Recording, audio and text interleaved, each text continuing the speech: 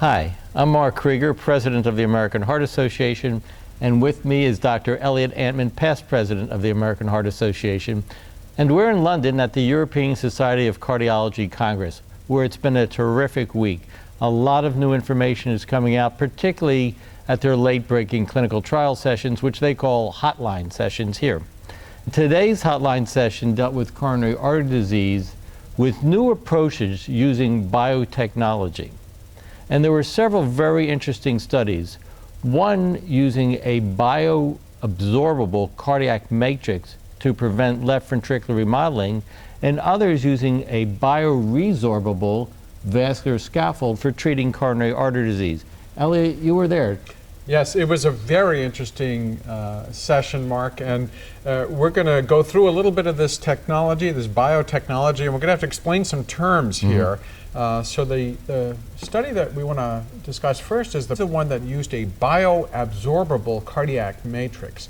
So since the session dealt with patients with coronary artery disease, this study enrolled about 300 patients who had an ST elevation myocardial infarction, and they were treated with a substance which initially is in liquid form. It's injected down the coronary, and then it complexes with calcium and becomes this bioabsorbable cardiac matrix. And the attempt here was to strengthen the left ventricular myocardium and prevent left ventricular remodeling. And the endpoint was left ventricular end diastolic volume index. Despite all this wonderful biotechnology, this did not show any difference compared to a control group with respect to left ventricular end diastolic volume index. It's not clear why this didn't work in this clinical trial when it did seem to work in some animal models. Perhaps the patients just simply had such a large infarct that it was not possible to actually make any dent in the left ventricular remodeling that was occurring in them. But it was a very interesting example of using biotechnology in patients with coronary artery disease. There were two other studies that also used biotechnology, and here's where the term is a little bit different. These are bioresorbable vascular scaffolds, and essentially it's an absorbable stent. And when I first heard about these, I said, well, that doesn't make sense, because I had always been taught that the metal stent that we're accustomed to is a scaffold and prevents the vessel from collapsing, and I thought, well, gee, it ought to stay there.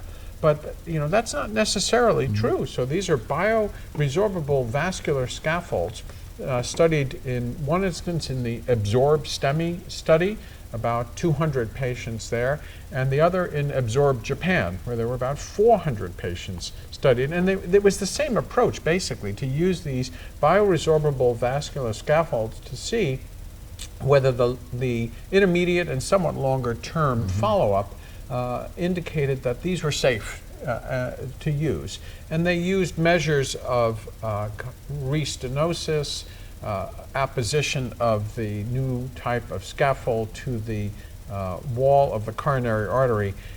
It turned out these were non-inferior to the standard metal stents. So this is quite an interesting observation.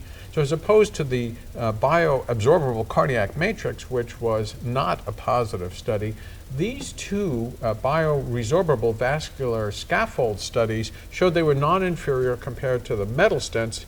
And I think more needs to be done with this. We may see these types of vascular scaffolds used more and more in the future. So very important studies, one unfortunately negative, but important nonetheless, testing a technology that looked favorable in preclinical trials.